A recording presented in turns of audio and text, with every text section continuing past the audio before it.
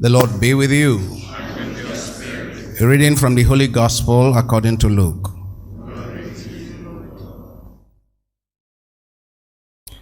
One Sabbath, when Jesus went to dine at the house of a ruler who belonged to the Pharisees, they were watching him.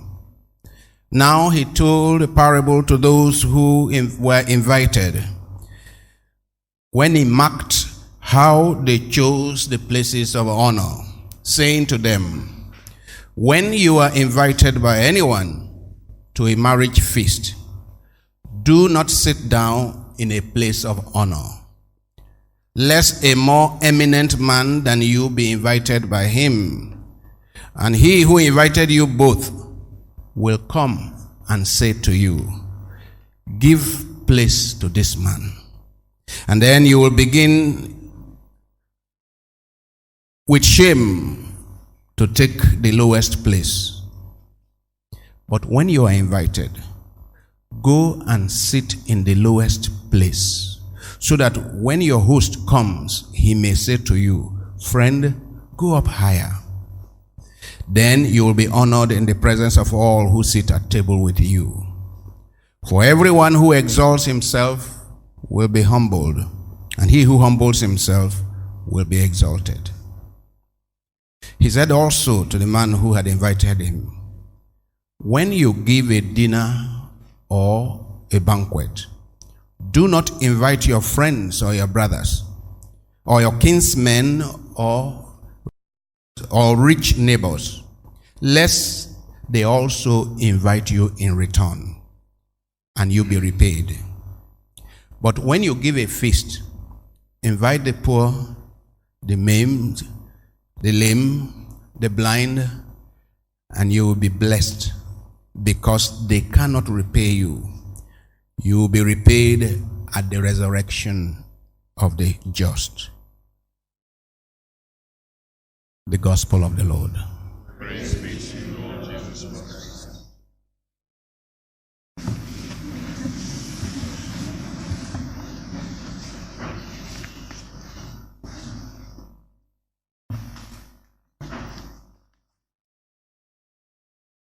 Lead questions for today. Question number 1. What is the relationship, if any, between humility and wisdom on the one hand, and between pride and folly on the other? Question 2. The second reading, Hebrews 12, 8 to 24, contrasts two realities. Two things are contrasted in that reading. What are these realities? And what is the point being made in the text? Question 3. Describe briefly how you would begin to mentor your child, to mentor your staff, to mentor your colleagues at work, to mentor your neighbors, to mentor your fellow church member in the Christian virtue of humility. Question 4. What do you understand by, quote, Jesus' preferential option for the poor? And how does this challenge the conduct of your life as a Christian? What do you understand by Jesus' preferential option for the poor? And how does this challenge the conduct of your life as a Christian? Francis. Just briefly to question 1, relationship between humility and wisdom, and then pride and folly. This saying, empty barrels make the loudest noise. The other saying, still waters run deep, meaning those who are truly wise, they don't make much noise, while those who are filled with folly, they are the ones who go around showing their pride. Empty barrels. There's emptiness in those, deep emptiness, very large one in those who are very proud. So they are trying to fill up the emptiness that folly in them. Be careful, be careful. Generally, they say Nigerians are very loud. Are you indicating that we may be empty inside? That's why we're so loud. Well, to a very large extent, Father, yes. Yeah. To a very large extent, yes. And that maybe we are not wise. Yes, that is it. Because those who are really wise, they are the field barrels who don't make noise. Field barrels don't make noise. When the barrels are empty, they make more noise. Are you hearing? Are you hearing? And that loudness, is it only with mouth? No, definitely not. That only loudness is also with... Actions speak louder than voice, as they say. What about clothing? Yes. The way we live our lives, the ostentatious living and so on and so forth. What about hairstyle? And makeup, Father. And makeup. Yes, what about something like a Kenneth's hat? It's part of being loud now. You are afraid to say it. You are afraid to say it. Well, I don't think the hat is too loud. To me. It's a little loud. Well, maybe a little loud. Ekene, are you hearing? Okay. Give him a round of applause. Yes, Helen. Father, I will attempt question number 3. Yes. Describe briefly how you would begin to mentor your child, your staff, or your colleague at work, or fellow church member in the Christian virtue of humility. Father, humility is realizing that you are nothing but for the grace of God. I am nothing but for the grace of God, yes. And seeing the greatness in other people. Like St. Paul says, we should be harsher in judging ourselves, and so on. So when I have children in the house, the way I talk to them, the way I talk to people, the way I talk about people who are not there, the way I talk to people who are helping us in the house, the way I talk to my assistant, do I call the person who drives me driver, or do I call him by name? How do I make my children see him? Is it as you useless man, come and do this or that, or somebody honorable? Do people do that? Yes, Father. Do people do what you are describing? Yes, they do. Like the drivers, they don't call them by name. By their names and so on. And even if the drivers are much, much older than the children in the house refer to them as drivers instead of Uncle John or Uncle Stephen. And so No, not in this chapel. Not in this chapel. Nobody does that. That the child is calling driver.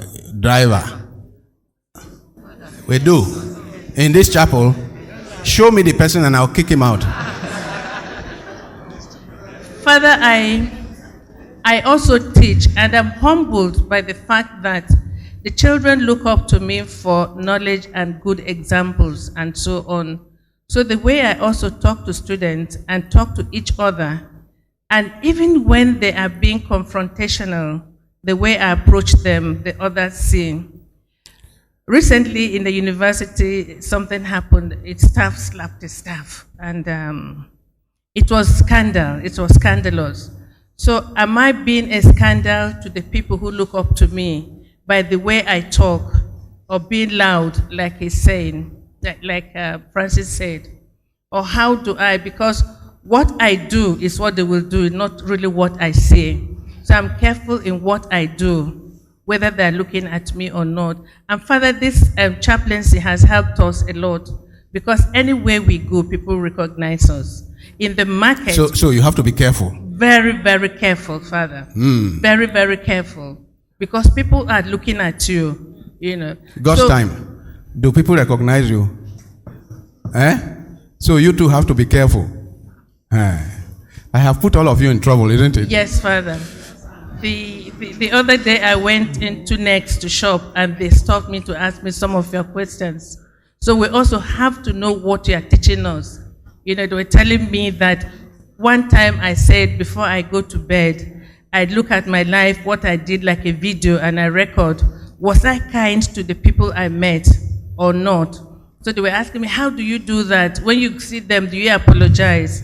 And being humble doesn't mean looking down upon yourself, but having the courage to say, I'm sorry, even to a little child, when you know you are wrong. Yeah, this is one of the challenges we have in this society, which I agree we have. Many people don't know how to say sorry to their staff, to their domestic staff, to their children. Many people do not know how to say they are sorry. Now, we are all liable to make mistakes. And if you do not know how to say sorry to your child that you made a mistake, maybe you scolded your child over something only to discover it is not your child that is responsible. If you do not know how to say sorry, are you teaching your child humility? Particularly men. Yes. Particularly men.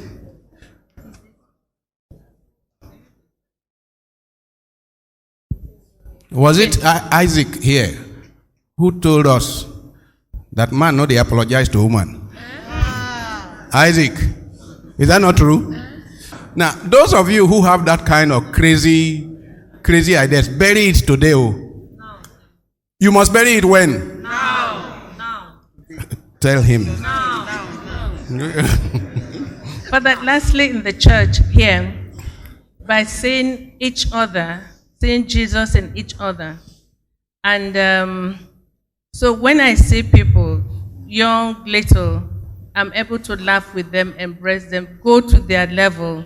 I don't always remain at my level. I have, consciously. You go to their level and don't always remain at your level. Go to their level. Let me tell you something so that I challenge you even more. The truth is that is the level we all are. The level you are saying, go to their level. I don't always remain at my level. I know you are trying, but I want you to try more. Yes, to recognize, and all of us to recognize that level you say will go to their level. I don't always remain at my level. That is our real level. Do you understand what I'm saying? All other things we claim is a camouflage. We are just camouflaging. Our real level is that we are small. And small is beautiful. Right? Yes, Father. Small is beautiful. Our real level, psychologists will tell you that there is the self, the true self, and there is the ego. It is the ego that is concerned about status. It is the ego that is taken about my Mercedes-Benz is bigger than yours. It is the ego that is concerned about I have house, you don't have house. It is the ego that says you are a driver and I'm car owner. The real self, we are all small. Your real self is yourself before anything. Before qualification, before education, yourself before God. So your real self is yourself before God. Do you think before God it matters that one person has car, another has no car? Who cares? So if we recognize that, this is important what you said, if we recognize that, then it is easier to operate at the level of people that otherwise you think you are more than. It is easier, what you are saying, coming down, it is easier to operate at that level. And then, of course, in accordance with Jesus' promise, you will be exalted. Yes, Tony. All our time, question 4. Yes. I think for me, my understanding of Jesus' preferential option for the poor can be summarized in 2 Gospels. In Matthew chapter 11, verse 28, where he says, "Come unto me, all you that have labored and are overburdened, and take up my yoke, for my yoke is easy and my burden is light." Yes. And also in Matthew's Gospel, chapter 25, where he summarized that verses 25, chapter 25, verses, I think from verse 31 or to 46. Give him a round of applause. He knows his Bible. Where he says that how we have treated the poor, the imprisoned, those in need, those that visited the sick, visited the imprisoned, giving water to the thirsty, fed the hungry, that at the end of it, He summarized that it was all done For him, that whatever we do for the least of our brethren, we do we to did him. for him. So what is now challenging me and then helping me to conduct my own Christian life is the realization that I'm not doing it for this poor beggar. I'm not doing it for this homeless man. That I'm actually Doing it for for Christ. Jesus. Yes, Father. Give him a round of applause. Now, question 2. Yes, Bishi. The two realities are that the way we perceive God could be on one side fear and on the other side love. And the point that is being made is that whereas in the old times people perceived and related with God out of fear, through Christ we are called to relate with God in love. Okay. This is very closely close to the direct answer. Did you think about, when you read the first part of that Hebrews passage, did you think about the giving of the law in the Old Testament? When at Mount Sinai you had the thunder, you had all that. Now, the writer of the Hebrews is comparing that to our heavenly home, where Jesus is Lord, where the saints and angels are gathered, where we will be treated like first sons. So the immediate interpretation is a comparison, a contrasting of the giving of the new old covenant on Mount Sinai and the giving of the new covenant in the body of Jesus. Then what you have now said is part of it, that the old covenant was based largely on fear. The new covenant is based on love, the love that reigns in heaven, the love that dominates the new relationship of the people of God with God. Thank you. Give him a round of applause. Lessons on humility. From the first reading and the gospel, we have 2 clear lessons at least. 1, can you read? Don't seek honor for yourself. Go to the lowest place instead. Because it says what? The greater you are, the more you should behave humbly. That's the first lesson. Don't seek honor for yourself. Go to the lowest place. Second lesson. Surround yourself with the poor and the lowly. There's a relationship, isn't it? There's a relationship with being humble and the kind of people you surround yourself with. You know, many of our loud people in this society, you are talking with them, within 5 minutes, they have dropped 10 names. You know what they call name dropping? I know the minister of this. I have just, you didn't ask him, I have just finished speaking to His Excellency. I've just finished speaking to this person. I know the minister of this. It's called name dropping. It's part of the features of an arrogant, proud person. Name dropping. He will never say, I have just come back from that slum. I have a friend there whom I went to visit. I went to visit my barber. I went to visit the guy who does white dry cleaning for me. No, he will never say that. He will say, I have just come back from, chief of staff. Yeah. So, name dropping. There is a relationship between the first lesson and the second lesson, a close relationship. If you are humble, it leads you also to relate with simple people. Invite the crippled, the lame, and the blind to your party, and you will be rewarded richly. All who exalt themselves will be humbled, but all who humble themselves will be exalted. Okay. Paul writes in Philippians 2:6-11, his state was divine. He did not cling to his equality with God, but emptied himself to assume the condition of a slave and became as men are, and being as all men are, he was humbler yet, even to accepting death on the cross.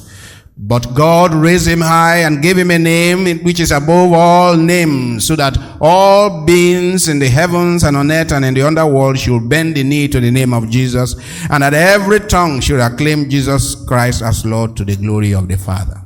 That is the key, the fundamental text of the scriptures about humility as exemplified by Christ.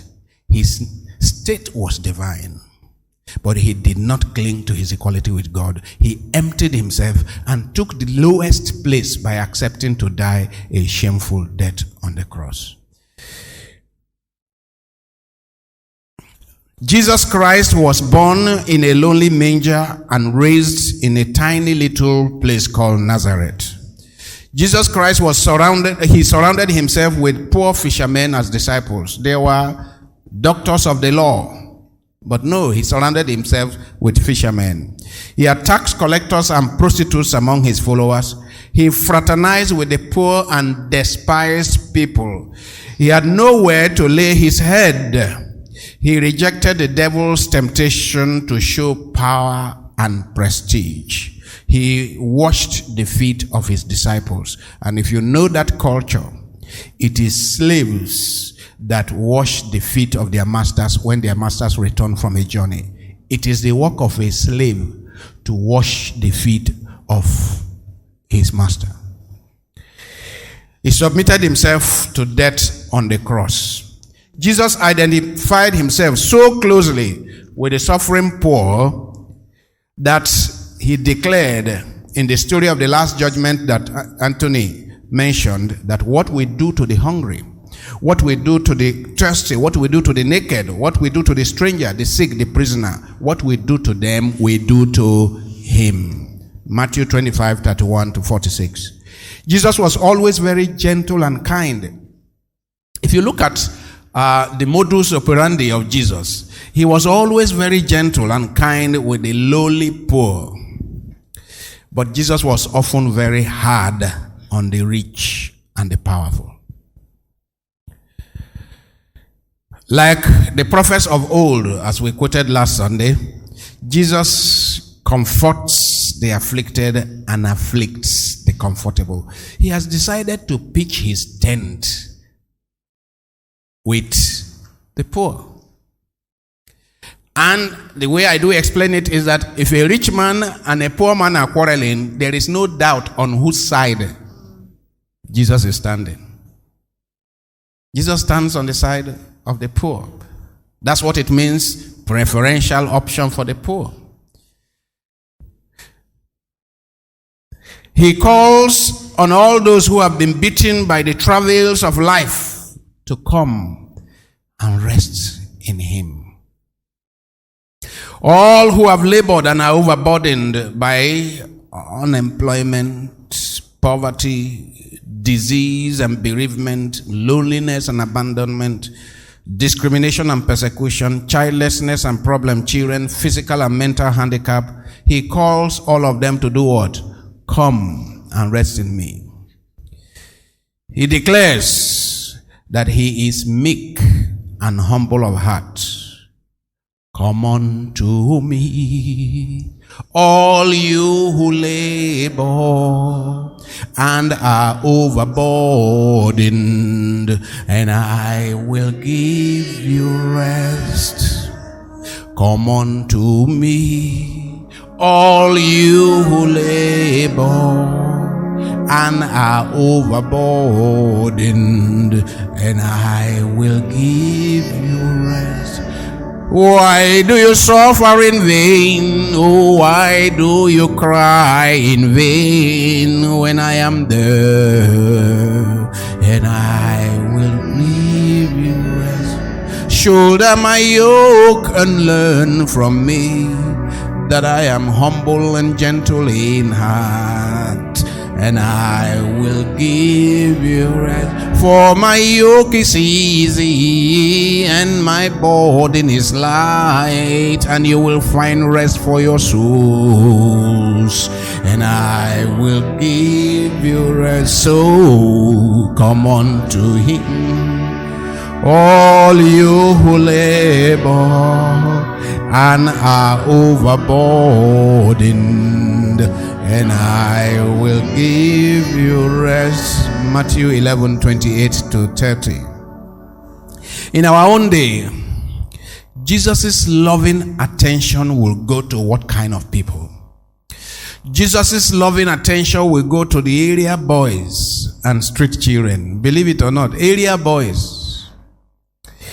Jesus' loving attention will go to those who dwell in our urban slums. I hope you know that there are more people dwelling in the slums that surround us than in the city. Yes. Some people have never visited any of them. But there are a lot more people that dwell in the urban slums. Those places, if you are going to the airport, they have been fenced away, so that our visitors don't see them. But the fence is not tall enough. People can still see from the road. There are a lot more than people in the city. Jesus' loving attention will go to them. To the victims of terrorist violence in IDP camps. To people living with HIV/AIDS, with epileptic patients, Ebola patients in the Congo. We are told that more than 2,000 people have already died again with Ebola in the Congo. Mentally deranged, drug addicts, alcohol addicts, and others who are often unable to love in return. Precisely the people who cannot love in return are the ones Jesus showers his love on. What shows God's love we learn from Romans chapter 5 verse 8 is that Christ died for us while we were yet sinners. We are often looking for people who can love us in return to love. Not so? They won't answer me now. We are often looking for people who are able to love us in return. People who deserve our love. The example Jesus gives us is the love for us while we were yet sinners, while we did not deserve and still do not deserve his love. He loved us unto death. And he gives that to us as an example, so that if we say we are Christians, we are followers of his, they are the ones we are to love, People who cannot love us in return. Jesus' loving attention will be directed especially to the marginalized minority in our society. In every part of our society and the world, there are so-called minorities. It's actually a bad word, minority. It's a system and a structure that has been designed by the powerful to put down the weak, to call some people minority and others majority. In this country, the Igbo, the Yoruba, and the Hausa, they treat the rest of the groups as if they don't matter.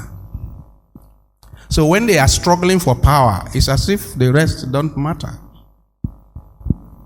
And then when you now go to the others, when you go to Delta, you have many groups. But then which is the bigger group, Urubo and who? They put the others down.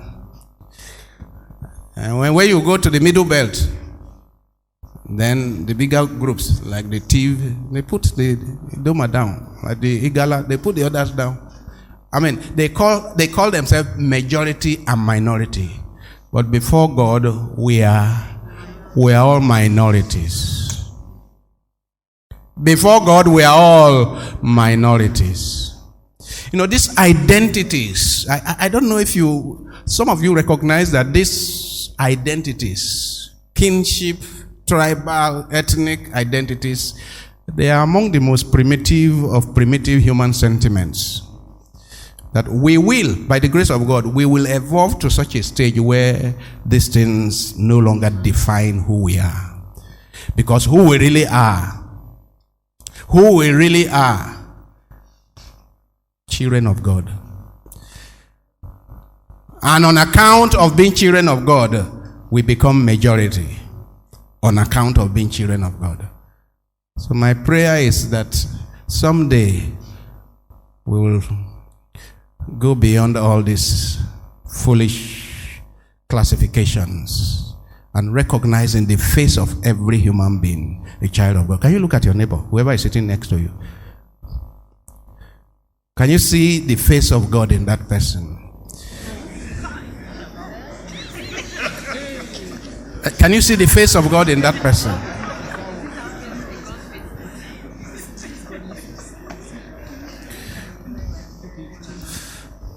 Some husbands are saying, "What a man go do?" Wait, you too. Yes, handicapped child that is abandoned by parents. Jesus' loving attention will be directed at that. Unwanted child threatened with abortion. Jesus has a preferential love for that child. Criminal suspects threatened with mob justice. The one they just pulled out that he stole a phone and they are about to lynch. Where do you think Jesus will stand? By the person who is trying to lynch him or by the person who is about to be lynched? But he stole a phone. Jesus' loving attention will be directed at the one they are about to lynch. Yes, public sinner living with utter humiliation. Jesus' loving attention will be directed at him. The poor village woman accused of witchcraft. Is it the accuser or the one accused of witchcraft? Where will Jesus stand? With the one accused of witchcraft. I mean, let's get this very clearly. And if we want to be Christians, if we say we want to be Christians, where are we supposed to stand? You know, when I keep saying that we are not yet, it's as if we have not begun the journey to be Christians. You know, sometime in the past I said, look, instead of claiming that we are Christians, let's say we want to be Christians. It will make more sense that way. Lord, I want to be a Christian. I want to be a Christian. Your ways are hard. Just begin to teach me small. Don't give me too big a lesson at once. Let's begin from nursery 1. Because you see, once we tell ourselves that we are Christians, there's a problem. You are Christian, then how do you measure yourself along these lines? How do you measure yourself along these lines? Jesus recognizes that we can fail. So it's better to say, Lord, I want to be a Christian. Oh. I want to live your life. Give me what it takes to live your life. And then you start telling him, but I have issues with this. I am one of those who talk about killing witches and destroying them. And I'm told that you stand by them. I don't understand. If you tell the Lord you don't understand, you don't commit a sin, do you? I don't understand. I just heard in church today that if somebody steals and they are bound to leech him, put tire around him and pour petrol to, I was told that you will stand by that person. I don't understand, Lord. Can you explain to me? And the Lord will explain. Chichi, are you not the one who had the issue one day after we preached here and then you told the Lord to explain to you and the Lord explained to you? So we even have testimony in this church of the Lord explaining to people. Because me, I don't know how to talk. So some of these things I preach, maybe since I know Sabi talk, the message doesn't go. But the Lord can help you understand it directly. Right. Amen? The Lord can help you understand it directly. So the more disguised a person is, the more defaced a person is, the more unworthy a person looks, the more despicable a person's condition, the more a person is rejected by the rest of society, the more he or she attracts Christ's gratuitous attention, Christ's gratuitous love. Do you get that point? They are not answering. Do you get that point? Yes. The more despicable a person looks, the more disfigured a person is, the more a person is rejected by the rest of society, the more he or she attracts the loving, gratuitous attention of Christ, which is why it is a terrible thing that has begun to happen in our society when there is a lot of campaign. Oh, don't give that beggar money, because he's going to change your fortune to his own and change his own fortune to your own. Oh, don't stop to help anybody. Oh, all that fear mongering that is going on in our society. Every day you receive things on social media warning you and warning you and warning you. And I'm saying certain quality of life is not worth living now. Come on. If you are a kind person, be kind. And die being kind. You only die once. If you are a kind person, I say what? Be kind. Don't listen to all that nonsense. For me, it's part of the work of the devil. People don't know that the devil can be working in social media. It is part of the work of the devil to stop human beings living the life of God. Every day you are receiving text warning and warning and warning and warning you. Come on. Don't let anyone stop you from being in touch with your true self. Your true self as God knows you. And most of us, our true self is kind. Most of us, our true self is compassionate. Most of us, our true self is gentle. But society wishes to make you callous and selfish. And some of us buy into it. Jesus' close affinity with the poor and the marginalized reveals the face of Yahweh. Yahweh, who is known as what? Father of orphans, defender of the widow, and friend of the poor. Father of orphans, defender of the widow, and friend of the... Does it mean, therefore, that no orphan offends people? Does it mean that orphans do not offend? And they are criminal orphans? And yet Jesus, the Father is the Father of orphans. God is the Father of orphans. Defender of the widow. And they are wicked widows. And they are callous widows. But God has chosen to be the friend of the widow. The defender of the widow. Friend of the poor. And they are terrible poor people. And they are lazy poor people. But God has decided to be the friend of the poor. Please give it a thought. And whoever God has decided to be a friend of, a defender of, an advocate of, you better be careful how you relate with such a person.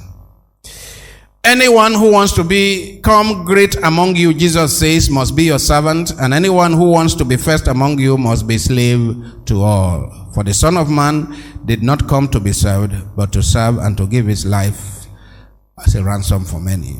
Mark chapter 10, verse 43 to 45, Matthew 20, 24 to 28, and Luke 9, 46 to 48.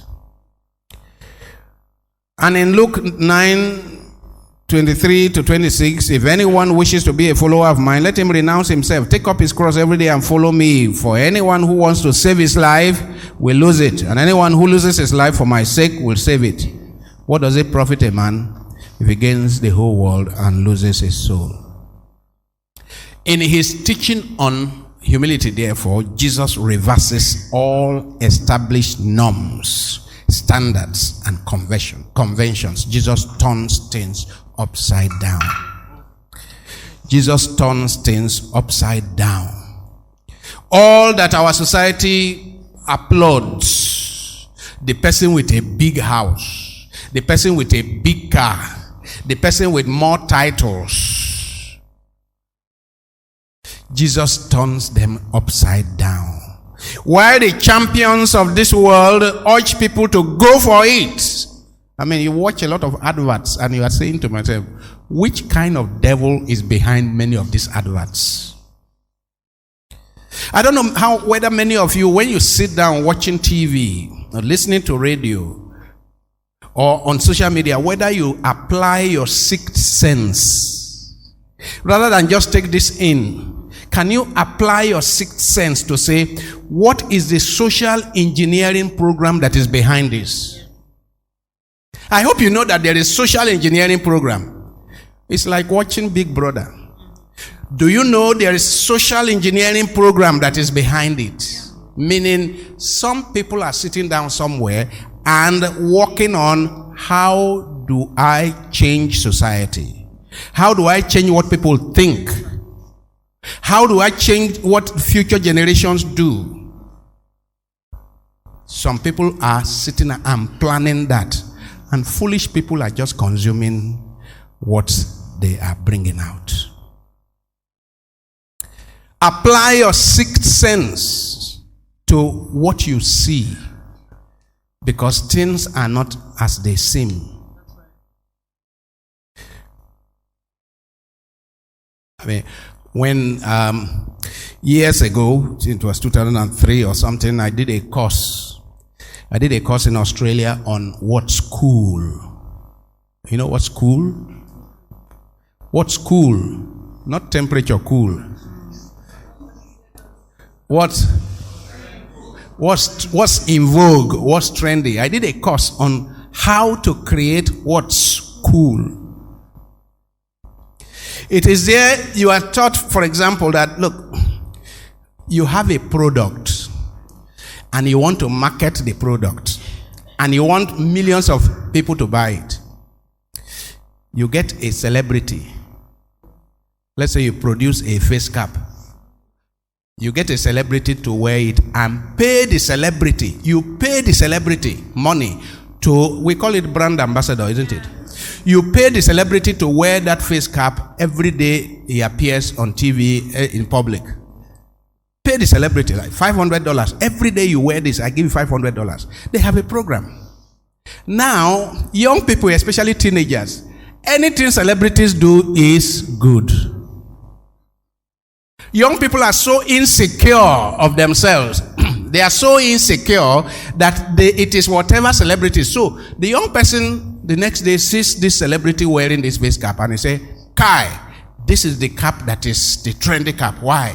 Because so celebrity is wearing it. So what happens? He goes to buy it. His friends see him buying it. Why are you buying this cap? He say, don't you know that this is the cap that is raining? He buys it. Within 1 week, they have sold 1 million. Is it because the cap is good? Is it because the cap is the best cap in town? What has happened? Social engineering. Some people are smiling to the bank by making you reject all the caps you have got before. You throw it away and go and get it. Now, we were taught 1 month after, the company calls back the celebrity. Come. We have changed the face cap. Now we want you to now be wearing it on the side. We are producing a new cap, face cap, but to be put at the side. Each day you wear it, we give you $500. The celebrity, what does he care? I mean, if I'm going to have $500 every day that I wear this, so he starts wearing it. Now, the idiot who is watching TV does not know that somebody is taking $500 every day. Is anybody subsidizing his own cap? The idiot goes and buys it. Within a week, they have sold 1 million again. Then they will call back the celebrity. Come back. You have another product too. This young child, this young boy keeps spending money in order to have the what's cool, to buy what's cool. He does not know that there are people who are smiling to the bank every day on account of being exploited. Do you understand? Yes. Don't just consume the content of these things. Think. Use your brain. God gave each one of us brains to use them. Don't just be a consumer. And may the Lord help you. Amen. While society says, go for it, to blow your own trumpet, to conquer your world, to fight your way to the top, to be aggressive, to be assertive, what does Jesus teach? The greatest among you is the one who serves. While everyone is struggling for more wealth, more power, more prestige, more celebrity status, and today the thing has become a disease. Everybody wants more wealth, more power, more prestige, more celebrity status.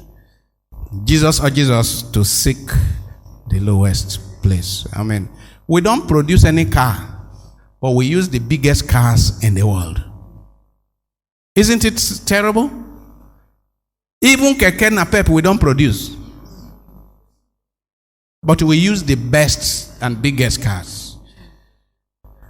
Christian humility is today challenged by pride and arrogance, materialism and consumerism, vanity and vainglory, immodesty and showmanship, ignorance and presumption. It is challenged by acute celebrity syndrome. It's a disease. It's a disease. All of you who have celebrities that you are fans of, whenever your celebrity is on, you can't do anything. You must leave everything to go and watch her or him on TV. You have a disease. That disease is called ACS, acute celebrity syndrome. It is like HIV. This one is ACS, and it may be more destructive than HIV. We live in a world in which wealth is all that matters. Which is why we found ourselves in this 77 Nigerians caught for internet fraud. We created that kind of society. I mean, you have to think about the invictus in each one of us. The invictus in each one of us. We created a society where wealth is all that matters, where status is the key word, where rank is of the essence, where power is the ultimate value. I mean, a society where a child will look at somebody older than his father and say, driver. Well, in that kind of society, then they will worship wealth. Because the only power that that man has over that person who is driver, the only power he has is what? Money. So people will go for the money by any means. You may have gotten your money by going to the university and becoming a professor and becoming whatever. But the children will go for the money. By any means. If in churches, the rich person is respected and given front row seats and so on and so forth, and he comes late and walks straight to the front to sit down, if the poor child sees that kind of thing, before you think, let me get money so that I too may be rich, so that I may be given this recognition. Human beings are hungry for recognition. So we created the society. We created the invictuses. And now we are shouting. In such a world, the poor and the weak, the blind and the lame, the widow and the orphan have no place. Yet, it is in their company that Jesus is to be found. What did I say? It is in their company that Jesus is to be found. Our world makes no room for successful person who is frugal. If you are recently, I read about one of our popular media celebrities, social media celebrities, has gone to Banana Republic to buy a house. Banana Island. What's the difference between Banana Island and Banana Republic? Has gone to Banana, okay, he says Island, not Republic. Has gone to Banana Island to buy a house of 2-3 billion. What do you want to prove? Do you know what 2-3 billion can do in some state, in some village? Do you know that it can transform some villages to Dubai? Somebody uses it to buy.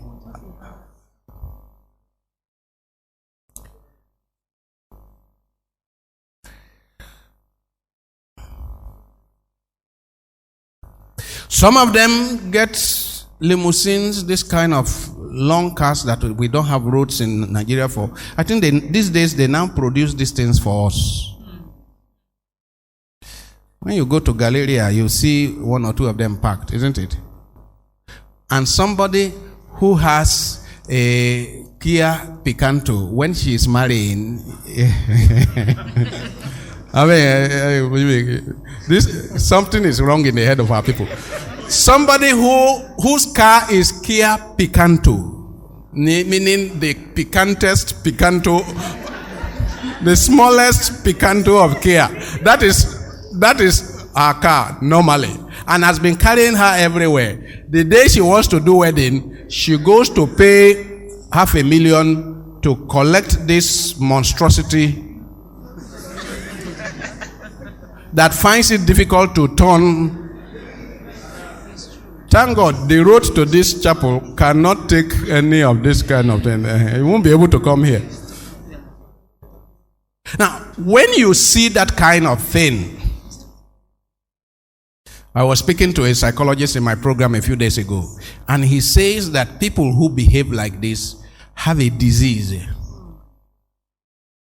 It is called narcissism. That word came up last Sunday, isn't it? Narcissism. People who want to be seen in big car, they want to be seen in big house, they want to be seen with the latest custom design shoes and whatever. Something is wrong upstairs. Somebody said just now that empty barrels make the loudest noise.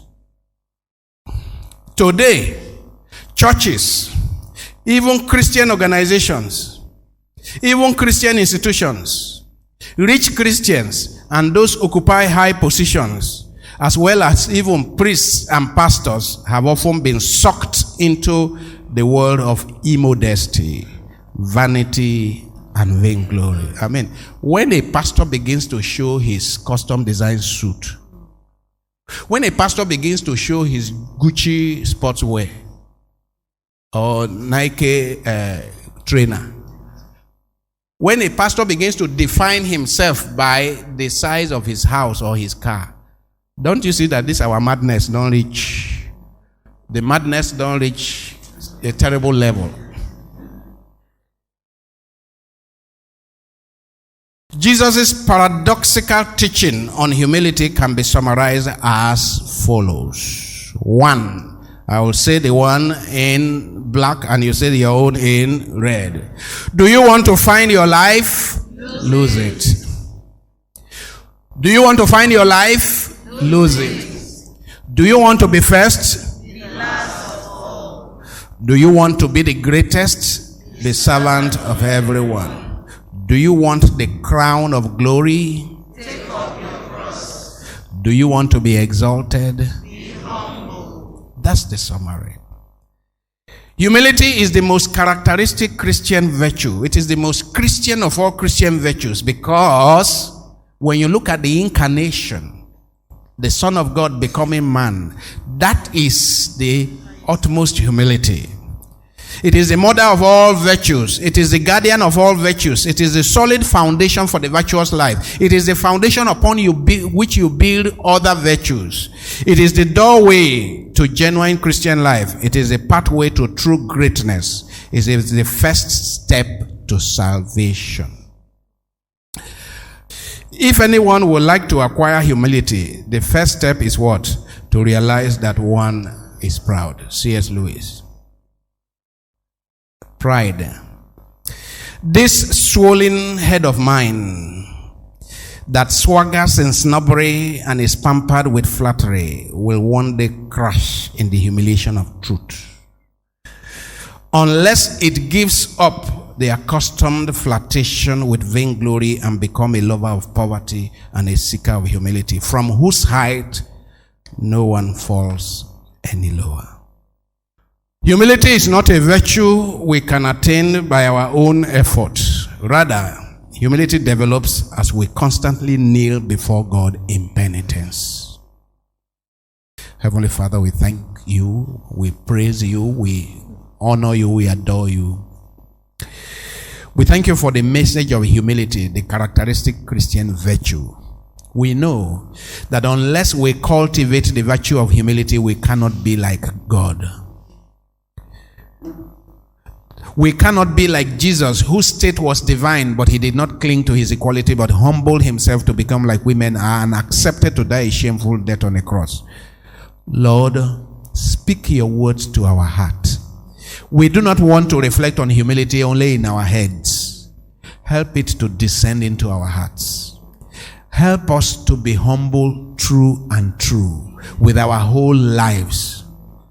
Lord, show us that humility and wisdom go together, and that pride and folly go together. Lord, in our society, all the symbols and images of pride and arrogance, our loudness, our ostentation, our extravagance, Help us to recognize that we cannot be godly with these features. Show us, Lord, how to become frugal, how to start becoming frugal, how to live willful poverty for the sake of the kingdom. What does it profit a man, your son teaches us, if he gains the whole world and loses his soul? Help us to begin to recognize that all the way to heaven is heaven. Help us to begin to live that humble life from now on, through Christ our Lord.